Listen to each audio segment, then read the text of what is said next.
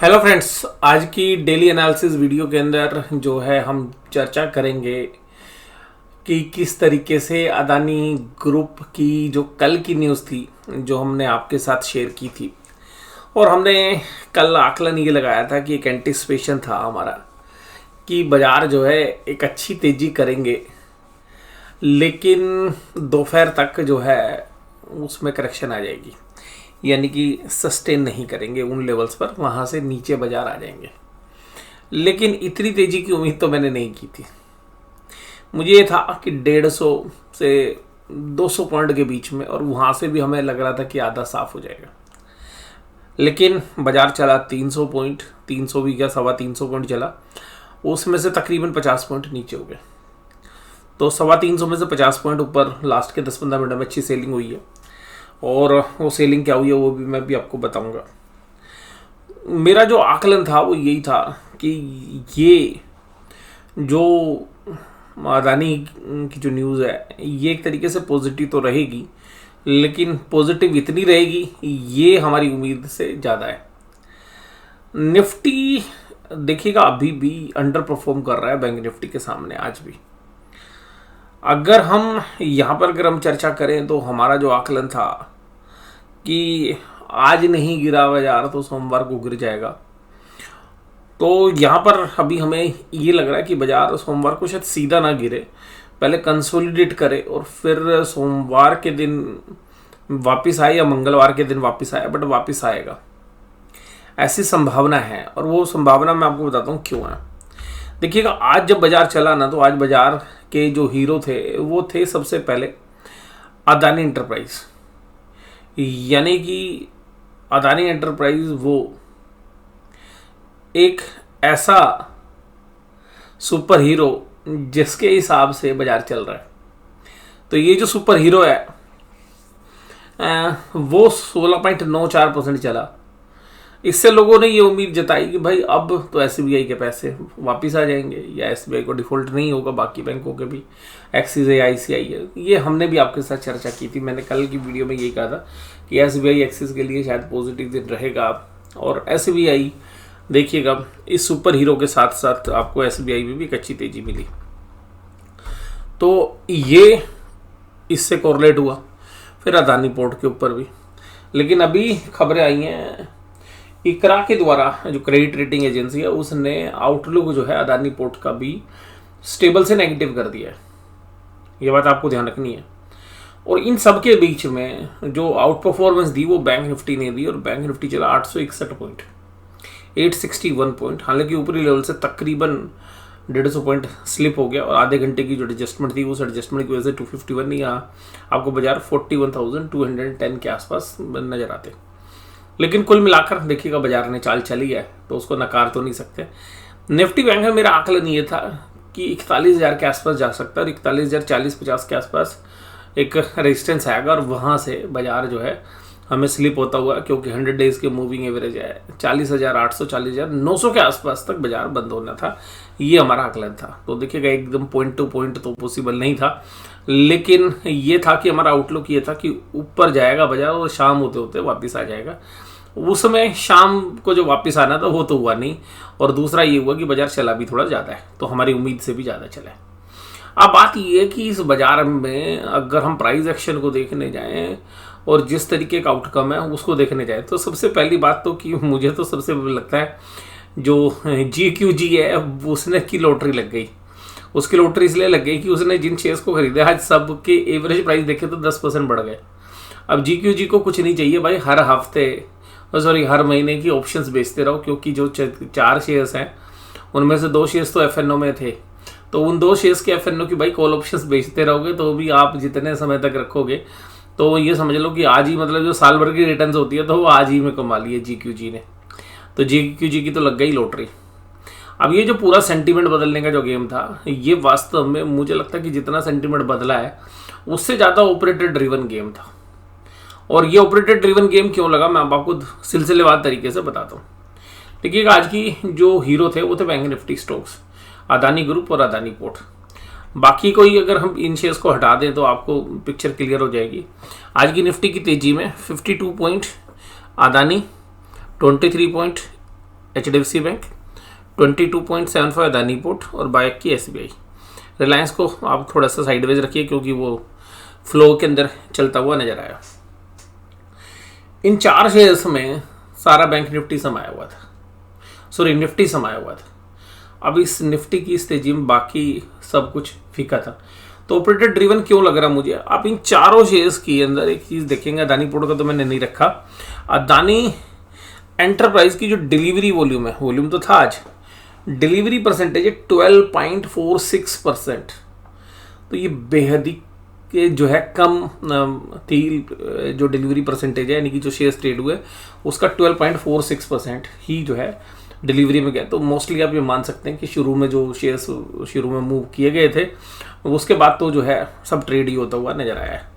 उसके बाद अगर हम बैंक निफ्टी स्टॉक्स की बात करें, बैंक निफ्टी स्टॉक्स की बात करें, अमूमन ICICI बैंक का डिलीवरी परसेंटेज 55% से लेकर 65% के बीच में होता है, 55 to 65, जो आज परसेंटेज है 46%। तो यहाँ पर भी ये जो 1.7% का मूव है ये केवल और केवल मुझे लगता है कि एक फेक मूव है। और फेक मूव इसलिए बोल रहा हूँ कि डिलीवरी परसेंटेज कम, मुझे लगता है बड़े प्लेयर्स ने यहाँ पे शॉर्ट बिल्डअप करने के लिए इस मूव को कराया है।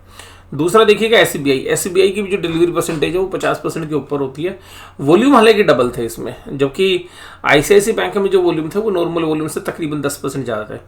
यहाँ पे डिलीवरी परसेंटेज देखिएगा 41%, नॉर्मली 50% होती है SBI में डिलीवरी परसेंटेज, तो डिलीवरी नहीं उठी है, ये भी ट्रेडिंग मूव है। और इसी तरीके से आप HDFC बैंक में देखिएगा, ये तो जो है जाना जाता है 60 से 65% की डिलीवरी परसेंटेज के लिए, जो कि 37% है। तो इसका मतलब हमें ये जो समझ में आ रहा है, हमें समझ में आ रहा है कि हो सकता है कि बैंक निफ्टी स्टॉक्स आपको सोमवार को खुलने के 1 या 1.5 घंटे बाद ही अपनी स्ट्रीम छोड़ते हुए नजर आ जाए। और रीज़न बड़ा सिंपल है, क्योंकि इन शेयर्स के अंदर जो चीज़ हमें दिख रही है कि भाई डिलीवरी परसेंटेज नहीं है, इसका मतलब है कि जो बड़े प्लेयर्स हैं, पंटर्स हैं, उन्होंने माल बाजार को उठाया, वहाँ पर अपने शॉर्ट जो है बिल्डअप किए और फिर जो डिलीवरी ली थी उसमें से काफ़ी हिस्सा जो है डिलीवरी उन्होंने शाम को छोड़ भी दी। और लास्ट के 15 मिनट के पैटर्न ये भी थे। और इसके अलावा जो ट्रेडर्स हैं उनकी भी जो है वॉल्यूम बढ़ जाता है जब आपको लग रहा है कि भाई एक स्टेप वाइज जो है, अगर आप 5 मिनट के चार्ट या 1 मिनट के चार्ट 5 मिनट के चार्ट या 1 मिनट के चार्ट पे भी इंट्राडे देखते तो जो इंट्राडे के ट्रेडर्स हैं उनको आज अच्छे मूव मिल रहे थे, क्योंकि जिस तरीके का स्ट्रेंथ बैंक निफ्टी में शुरू में जो है 1:30-2 बजे तक रहा, 1:30-2 बजे के बाद जो है फिर उसने अपनी जो है तकरीबन 2-2:30 बजे के बाद स्टीम छोड़ता हुआ नजर आया। तो उनसे ये तो पता चल गया कि यहाँ पर बाजार पर ऊपर शॉर्ट बिल्डअप करने के लिए बाजार खींचा गया।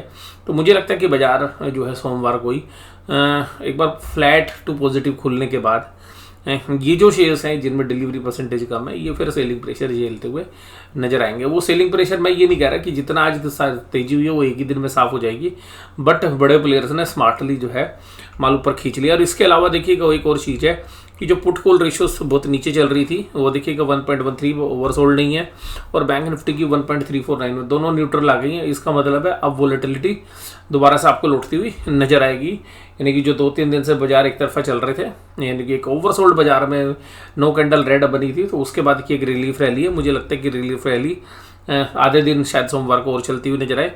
ब्रेंट क्रूड $84 पे आ गया। और ऑप्शन चेन के डेटा भी देखिएगा, इतने तगड़े मूव के बाद नीचे की ऑप्शंस तो शिफ्ट होकर ऊपर आ गई हैं, लेकिन कॉल राइटिंग इतनी ज़्यादा नहीं हुई है जितनी उम्मीद थी, क्योंकि कॉल राइटिंग तब आएगी जब बाजार ऊपर से स्टीम छोड़ना शुरू करेगा। 17,500 पर एक्सपोर्ट बनाने की कोशिश की है, पुट राइटर 17,500 पर शिफ्ट हो गए। मुझे ऐसा लगता है इस हफ्ते की एक्सपायरी में 17,500 की पुट जो है ट्रैप होगी, और ये मुझे लगता है कि रिटेलर से जो है ज़्यादातर ऑप्शन सेल कराई गई हैं, क्योंकि अभी जो ऑप्शन सेलर्स हैं उनको देखिएगा बैकफुट पे लाया गया है।